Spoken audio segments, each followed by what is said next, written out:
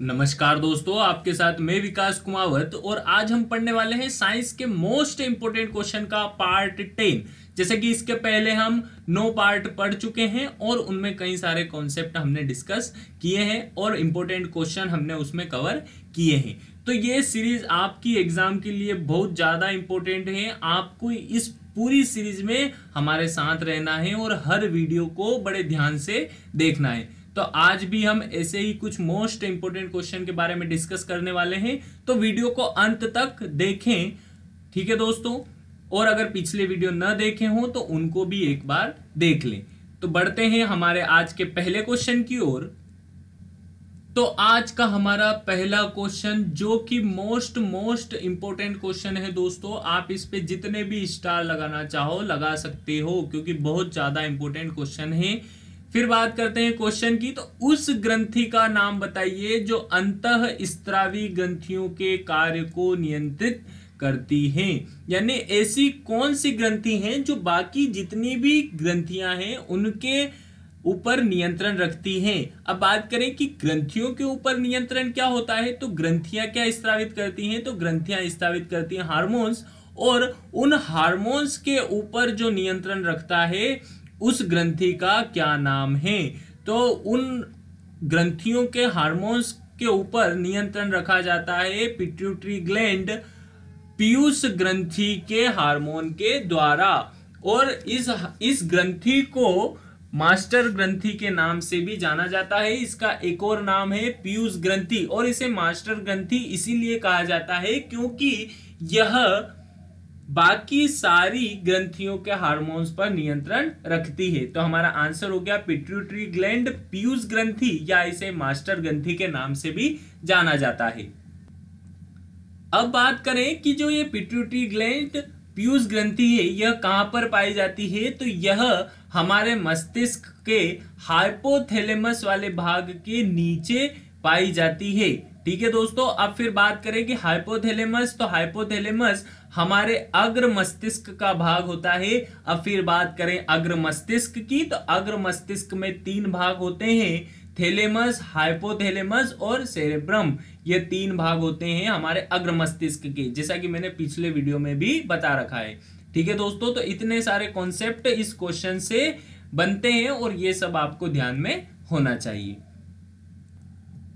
हमारा आज का नेक्स्ट क्वेश्चन है, हमारे शरीर में कौन सी कोशिकाएं लोकप्रिय रूप से मानव शरीर के सैनिक कहलाती हैं। यानी कि ऐसी कोशिकाएं जिन्हें हमारे शरीर का सैनिक कहा जाता है, कौन सी कोशिकाएं होती हैं, तो वो कोशिकाएं होती हैं WBC, व्हाइट ब्लड सेल्स, श्वेत रक्त कणिकाओं को हमारे शरीर का सैनिक कहा जाता है। क्योंकि जो व्हाइट ब्लड सेल होती है इनका कार्य होता है हमारे इम्यूनो सिस्टम को मजबूत करना, हमारे शरीर के प्रतिरक्षा तंत्र को मजबूत करना। अब फिर बात करें कि प्रतिरक्षा तंत्र मतलब क्या होता है, इम्यूनो सिस्टम मीन्स क्या होता है, तो इम्यूनो सिस्टम का मतलब होता है कि जो भी कोई रोग हमारे शरीर पर अटैक करता है तो उससे लड़ने वाले तंत्र को कहा जाता है प्रतिरक्षा तंत्र, और WBC हमारे प्रतिरक्षा तंत्र को मजबूत करती है, इसीलिए WBC को हमारे शरीर का सैनिक कहा जाता है। तो हमारा आंसर हो गया option number 2, white blood cells. फिर हमारा नेक्स्ट क्वेश्चन है, पेप्सिन एक एंजाइम है जो रिक्त स्थान को पचाता है। यानी कि जो पेप्सिन एंजाइम होता है उसके द्वारा इनमें से किसका पाचन किया जाता है। तो अब बात करें पाचन की, तो पाचन का मतलब कि बहुत छोटे छोटे भागों में तोड़ना। तो पेप्सिन एंजाइम के द्वारा इनमें से किसको छोटे छोटे भागों में विखंडित किया जाता है। तो पेप्सिन एंजाइम की बात करें तो पेप्सिन एंजाइम हमारे आमाशय में उपस्थित होता है, और पेप्सिन एंजाइम के द्वारा प्रोटीन को छोटे छोटे एमिनो एसिड्स में विखंडित किया जाता है। तो पेप्सिन एंजाइम के द्वारा प्रोटीन का पाचन किया जाता है। तो हमारा आंसर हो गया ऑप्शन फर्स्ट, प्रोटीन। फिर हमारा नेक्स्ट क्वेश्चन है, किसमें कोशिकीय श्वसन के दौरान जारी ऊर्जा को संग्रहित किया जाता है। यानी किस रूप में हमारे कोशिका में ऊर्जा उपस्थित होती है, तो वह होती है एटीपी अणुओं के रूप में, और एटीपी अणुओं के रूप में माइटोकॉन्ड्रिया में यह एनर्जी उपस्थित होती है। माइटोकॉन्ड्रिया में ग्लूकोज के ऑक्सीकरण के द्वारा ऊर्जा बनती है और वह एटीपी के अणुओं के रूप में बनती है। एटीपी का फुल फॉर्म होता है एडेनोसिन ट्राइफॉस्फेट के अणु इन्हें कहा जाता है। तो एडेनोसिन ट्राइफॉस्फेट यानी एटीपी के रूप में हमारी कोशिका में ऊर्जा उपस्थित होती है। तो हमारा आंसर हो गया ऑप्शन ए, एटीपी। तो आप सभी को ये ध्यान में रखना है, मैंने कई बार पिछले वीडियो में भी इसका फुल फॉर्म आपको बताया है, और जब मैंने माइटोकॉन्ड्रिया के बारे में आपको बातें बताई थी तब भी इसको बताया था। फिर हमारा नेक्स्ट क्वेश्चन है, मनुष्य के आरबीसी का जीवन काल कितना होता है, यानी मनुष्य में जो रेड ब्लड सेल्स लाल रक्त कणिकाएं होती हैं उनका जीवन काल कितना होता है। तो आरबीसी का जीवन काल होता है 20 से 120 दिन के लगभग। ठीक है दोस्तों, तो हमारा आंसर हो गया 120 दिन। अब फिर बात करें आरबीसी कहां पर जन्म लेती हैं, तो आरबीसी बोन मेरो यानी अस्थि मज्जा में जन्म लेती हैं। और फिर बात करें कि आरबीसी की मृत्यु कहां पर होती है, तो आरबीसी की मृत्यु होती है प्लीहा, स्प्लीन या फिर यकृत में, इन दोनों में इसकी मृत्यु होती है। फिर हमारा नेक्स्ट क्वेश्चन है, यदि ग्रह की कक्षा एक अंडाकार है तो सूर्य जिस बिंदु पर स्थित है वह क्या कहलाता है। जैसा कि मैंने आपको पिछले वीडियो में बताया है कि केपलर के द्वारा ग्रहों की गति संबंधी नियम दिए गए, और उनके पहले नियम में बताया गया कि प्रत्येक ग्रह सूर्य के चारों ओर एक दीर्घवृत्ताकार कक्षा में चक्कर लगाते हैं या अंडाकार कक्षा में चक्कर लगाते हैं, और सूर्य उनके फोकस यानी नाभि पर स्थित होता है। तो हमारा आंसर हो गया फोकस, नाभि कहा जाता है इसे इंग्लिश में। ठीक है दोस्तों, तो सूर्य कहां पर स्थित होता है, फोकस पर स्थित होता है, और सभी ग्रह इसके चारों ओर एक दीर्घवृत्ताकार कक्षा या अंडाकार कक्षा में चक्कर लगाते हैं। तो सूर्य कहां स्थित होता है, सूर्य स्थित होता है फोकस, इसे हिंदी में नाभि कहा जाता है। ठीक है दोस्तों, तो हमारा आंसर हो गया फोकस।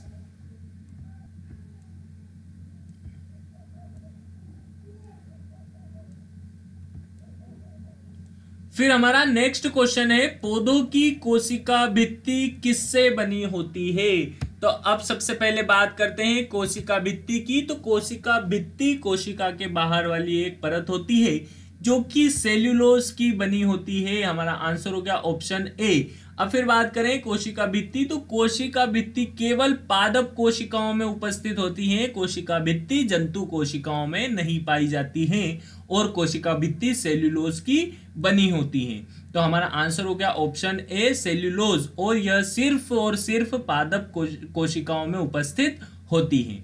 तो हमारा आंसर है सेल्यूलोज। आप सभी को ये कॉन्सेप्ट ध्यान में रखना है, और कोशिका भित्ति के द्वारा ही हम प्लांट सेल और एनिमल सेल में डिफरेंस पता कर सकते हैं, क्योंकि यह सिर्फ प्लांट सेल में होती है, एनिमल सेल में कोशिका भित्ति नहीं होती है। हमारा नेक्स्ट क्वेश्चन है, चिकित्सकों द्वारा संज्ञाहरण के रूप में उपयोग की जाने वाली हंसिंग गैस कौन सी है। लाफिंग गैस कहा जाता है, लाफिंग गैस कौन सी है। तो बात करें लाफिंग गैस की, तो इसके द्वारा हमें हंसी चलती है अगर किसी व्यक्ति को बहुत ज्यादा दर्द भी हो और उस व्यक्ति को इस गैस के संपर्क में ला दिया जाए तो उस व्यक्ति को भी हंसी चलने लगती है। और इस गैस का नाम होता है नाइट्रस ऑक्साइड, जिसका फॉर्मूला होता है N2O। नाइट्रस ऑक्साइड के द्वारा हंसी चलती है, इसे लाफिंग गैस के नाम से भी जाना जाता है। तो आप सभी को याद रखना है, इसका नाम होता है नाइट्रस ऑक्साइड N2O। फिर हमारा नेक्स्ट क्वेश्चन है, दूर संचार टेलीकम्युनिकेशन के लिए किस प्रकार की तरंगों का उपयोग किया जाता है। तो दूर संचार के लिए किया जाता है माइक्रोवेव का प्रयोग, माइक्रो तरंग का प्रयोग किया जाता है दूर संचार में। और बात करें दूर संचार की, तो दूर संचार का मतलब होता है एक स्थान से दूसरे स्थान तक सिग्नलों को भेजना, और इन सिग्नलों को माइक्रोवेव माइक्रो तरंग के माध्यम से भेजा जाता है। तो दूर संचार में माइक्रो तरंग का उपयोग किया जाता है। बात करें माइक्रो तरंग की, तो यह एक विद्युत चुंबकीय तरंग होती है, इसे अयांत्रिक तरंग भी कह सकते हैं। ठीक है दोस्तों, तो मैंने आपको बता रखा है कि अयांत्रिक तरंगे या विद्युत चुंबकीय तरंगे किन्हें कहते हैं और कौन कौन सी तरंगे विद्युत चुंबकीय तरंगे होती हैं। अगर ये इतनी बातें आपको जानना है तो पिछले वीडियो को जरूर देखें। फिर हमारा नेक्स्ट क्वेश्चन है, फाइबर ऑप्टिक्स संचार में सिग्नल किसके रूप में यात्रा करता है? यानी कि जो फाइबर ऑप्टिक्स होते हैं उसमें किसके रूप में ऊर्जा को भेजा जाता है, सिग्नलों को भेजा जाता है। तो अब बात करें फाइबर ऑप्टिक्स की, तो यह एक केबल होती है, ठीक है। इसे प्रकाशिक तंतु भी कहा जाता है और यह पूर्ण आंतरिक परावर्तन टोटल इंटरनल रिफ्लेक्शन के सिद्धांत पर कार्य करता है।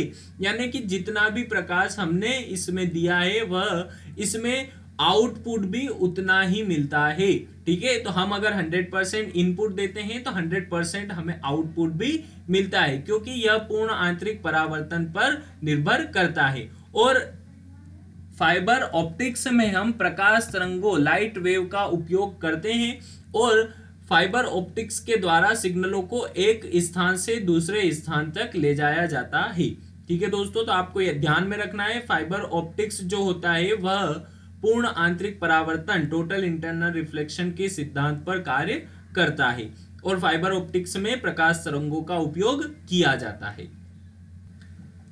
फिर हमारा इसके बाद नेक्स्ट क्वेश्चन है, पोलियो वैक्सीन की खोज किसने की थी? पोलियो की वैक्सीन जो बनाई गई वह किसके द्वारा बनाई गई थी? तो पोलियो की वैक्सीन बनाई गई थी जॉन्स साल्क के द्वारा। हमारा आंसर हो गया ऑप्शन बी, जॉन्स साल्क। अब फिर बात करें एडवर्ड जेनर की, तो एडवर्ड जेनर के द्वारा चेचक की टीके की खोज की गई थी। फिर बात करें अलेक्जेंडर फ्लेमिंग की, तो अलेक्जेंडर फ्लेमिंग के द्वारा एक एंटीबायोटिक खोजा गया था जिसे पहला एंटीबायोटिक कहा जाता है और जिसका नाम है पेनिसिलिन, जो कि अलेक्जेंडर फ्लेमिंग के द्वारा खोजा गया था। और हमारे क्वेश्चन के अनुसार हमारा आंसर हो गया जॉन सॉल्क, क्योंकि क्वेश्चन में पूछा है पोलियो की वैक्सीन, तो पोलियो की वैक्सीन जॉन सॉल्क के द्वारा खोजी गई थी। फिर हमारा अगला क्वेश्चन है, गठिया शरीर के जोड़ों में निम्नलिखित में से किसके निक्षेप के कारण होता है? यानी कि जो गठिया रोग होता है वह हमारे शरीर में इनमें से किसके एकत्रित हो जाने के कारण होता है? तो अब पहले तो बात करते हैं गठिया रोग की। तो गठिया रोग में हमारे शरीर के जितने भी जोड़ हैं उनमें दर्द होता है और रोगी को बहुत ज्यादा तकलीफ होती है। अब फिर बात करते हैं कि यह गठिया रोग किस कारण होता है। तो यह गठिया रोग होता है हमारे शरीर में यूरिक अम्ल की मात्रा के बढ़ जाने के कारण या यूरिक अम्ल के एकत्रित होने के कारण हमारे शरीर में गठिया रोग हो जाता है, जिससे हमारे जोड़ों में दर्द होता है। अब फिर बात करें यूरिया की, तो यूरिया के बारे में मैंने आपको बता रखा है, ठीक है। यह एक पहला कार्बनिक यौगिक है जिसे प्रयोगशाला में संश्लेषित किया गया था और मैंने इसके वैज्ञानिक का नाम भी बताया था, ठीक है दोस्तों। तो अब आप पिछले वीडियो को जाकर देख सकते हैं जिनमें मैंने इन सारी बातों को बताया है। अब यहाँ पर मैं आपको एक बात बताता हूँ, एल्ब्यूमिन, जैसा कि हमारे ऑप्शन सी में लिखा है एल्ब्यूमिन। तो एल्ब्यूमिन एक प्रोटीन होता है जो कि हमारे रक्त के प्लाज्मा वाले भाग में पाया जाता है। अब फिर बात करें कि इसके अलावा दो और प्रोटीन हमारे प्लाज्मा वाले भाग में पाए जाते हैं। अब उनके नाम मैं बताता हूं, एक होता है ग्लोब्यूलिन और एक होता है फाइब्रिनोजन। तो यह तीन प्रोटीन हमारे प्लाज्मा में पाए जाते हैं, एक होता है एल्ब्यूमिन, एक होता है ग्लोब्यूलिन और एक होता है फाइब्रिनोजन। अब फिर बात करें फाइब्रिनोजन की, तो फाइब्रिनोजन हमें रक्त का थक्का जमाने में मदद करता है, यानी कि हमारा रक्त का थक्का जो जमता है वह फाइब्रिनोजन के कारण ही जमता है, ठीक है दोस्तों। तो मैंने पिछले वीडियो में भी फाइब्रिनोजन के बारे में आपको बता रखा है। फिर हमारा नेक्स्ट क्वेश्चन है, एमआरआई का पूर्ण रूप क्या है? एमआरआई का पूर्ण रूप क्या होता है? तो एमआरआई का पूर्ण रूप होता है मैग्नेटिक रिजोनेंस इमेजिंग, ठीक है। तो चुंबकीय अनुनाद प्रतिबिंब, इसका हिंदी में नाम होता है चुंबकीय अनुनाद प्रतिबिंब। अब फिर बात करें एमआरआई की, तो एमआरआई में हमारे बॉडी के इंटरनल पार्ट की इमेज ली जाती है और इसमें चुंबकीय क्षेत्र, एक प्रबल चुंबकीय क्षेत्र तथा रेडियो तरंगों का प्रयोग किया जाता है। एमआरआई को एक और नाम से जाना जाता है, इसका दूसरा नाम होता है चुंबकीय अनुनाद टोमोग्राफी, जिसे शॉर्ट फॉर्म में लिखा जाता है एमआरटी, चुंबकीय अनुनाद टोमोग्राफी। तो एमआरआई का आपको नाम याद रखना है मैग्नेटिक रिजोनेंस इमेजिंग। यह एग्जाम में बहुत बार पूछा जा चुका है, पिछली बार रेलवे और एसएससी दोनों में यह क्वेश्चन आ रखा है। फिर दोस्तों हमारा अगला क्वेश्चन जो कि मोस्ट इंपोर्टेंट है, कई बार एग्जाम में पूछा जा चुका है, ठीक है। डिफेंस की एग्जाम में बहुत ज्यादा पूछा जाता है और एसएससी भी इसे कई बार पूछ चुका है। तो हमारा क्वेश्चन है, एक समुद्र में तैरते समय एक हिमशैल, यानी हिमशैल का मतलब जो बर्फ के पहाड़ होते हैं समुद्र में, वह का कौन सा हिस्सा समुद्र की सतह से ऊपर होता है। यानी समुद्र में जो बर्फ के पहाड़ होते हैं उनका कितना भाग समुद्र से ऊपर हमें दिखाई देता है, पानी के ऊपर उस पहाड़ का कितना भाग होता है। तो अब मैं यहाँ पर आपको एक कॉन्सेप्ट बताता हूँ, एक ट्रिक बताता हूँ। आपको याद रखना है कि जो बर्फ है वह बेवफा होती है, ठीक है दोस्तों। तो हाँ, आपको यही नाम याद रखना है, बर्फ बेवफा होती है। अब मैं बताता हूँ कैसे। जो समुद्र में बर्फ के पहाड़ होते हैं उनका सिर्फ और सिर्फ 1/10 भाग हमें ऊपर दिखाई देता है, सिर्फ 1/10 भाग।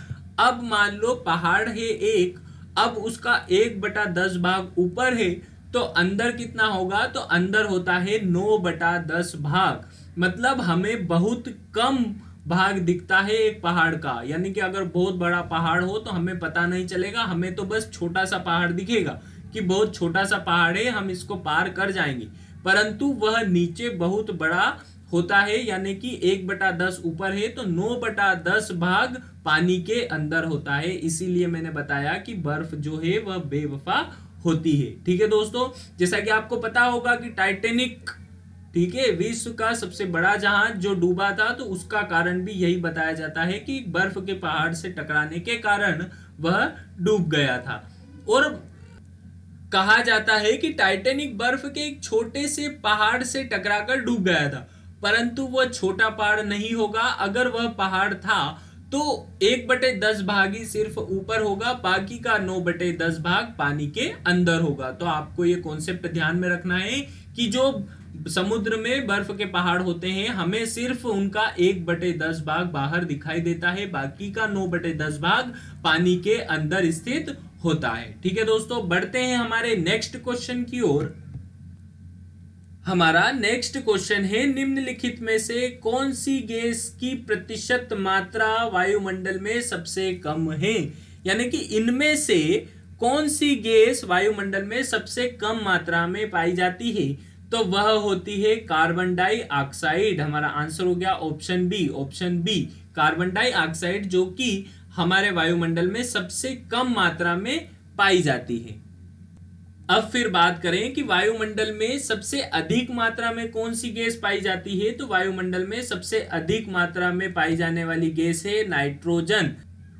और फिर बात करें आर्गन की, तो आर्गन अक्रिय गैसों में हमारे वायुमंडल में सबसे अधिक मात्रा में पाई जाती है। हमारा नेक्स्ट क्वेश्चन है, आनुवांशिकता की बुनियादी इकाई क्या है। यानी इनमें से कौन सी आनुवांशिकता की इकाई है, तो आनुवांशिकता की इकाई होती है जीन। आप सभी को ध्यान में रखना है, कई बच्चे क्रोमोसोम और डीएनए को आंसर बताते हैं, परंतु इसका सही आंसर है जीन। और जीन के द्वारा ही हमारे एक पीढ़ी के लक्षण दूसरी पीढ़ी में ले जाए जाते हैं, इसीलिए जीन को आनुवांशिकता की बुनियादी इकाई के नाम से जाना जाता है। और इसी के द्वारा गुणों को एक पीढ़ी से दूसरी पीढ़ी, यानी कि पिता से पुत्र और फिर पुत्र के होने वाले पुत्र में आनुवांशिक गुणों को जीन के द्वारा पहुंचाया जाता है, ठीक है दोस्तों। तो आनुवांशिकता की इकाई हो गई जीन।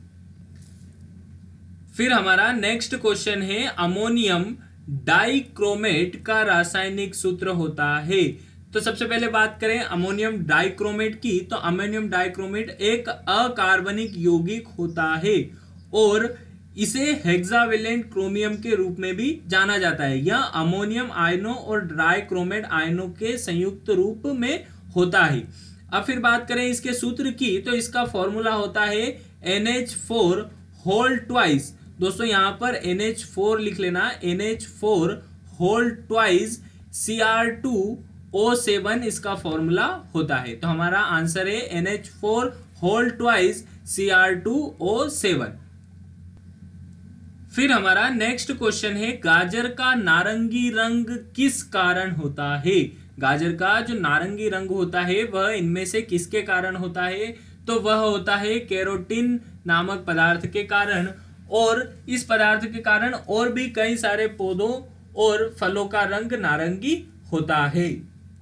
फिर दोस्तों इसके बाद हमारा नेक्स्ट क्वेश्चन है, फेथोमीटर का उपयोग क्या मापने के लिए किया जाता है? यानी फेथोमीटर की सहायता से इनमें से किसको मापा जाता है? तो फेथोमीटर की सहायता से समुद्र की गहराई को मापा जाता है, यानी समुद्र कितना गहरा है वह फेथोमीटर की सहायता से मापा जाता है। तो हमारा आंसर हो गया ऑप्शन सी, समुद्र की गहराई को फेथोमीटर की सहायता से मापा जाता है। फिर हमारा नेक्स्ट क्वेश्चन है, वनस्पति तेलों के हाइड्रोजनीकरण के लिए निम्न में से कौन सा उत्प्रेरक उपयोग किया जाता है? तो जब वनस्पति तेलों पर हाइड्रोजन गैस प्रवाहित की जाती है तब उत्प्रेरक के रूप में लिया जाता है निकिल, और हम जब वनस्पति तेल पर हाइड्रोजन गैस प्रवाहित करते हैं तो बनता है वनस्पति घी। ठीक है दोस्तों, तो आपको ये प्रोसेस ध्यान में रखना है, और इस प्रोसेस का टेम्परेचर भी बहुत ज्यादा होता है, 1000 से 2000 डिग्री सेल्सियस के लगभग वनस्पति तेलों पर हाइड्रोजन गैस निकिल की उपस्थिति में प्रवाहित की जाती है, जिससे कि वनस्पति घी बनता है। ठीक है दोस्तों, तो आपको ध्यान रखना है वनस्पति घी बनाने की प्रोसेस में कौन सा उत्प्रेरक प्रयोग में लाया जाता है, तो वह है निकिल। ठीक है, तो निकिल उत्प्रेरक इस प्रोसेस में लाया जाता है। ठीक है दोस्तों, इसी के साथ वीडियो को खत्म करते हैं। अगर आपको वीडियो अच्छा लगा हो तो अपने दोस्तों के साथ इसे शेयर करें, वीडियो को लाइक करें और कमेंट सेक्शन में लिखकर बताएं कि आपको वीडियो कैसा लगा। मिलते हैं दोस्तों नेक्स्ट वीडियो में। जय हिंद, जय भारत।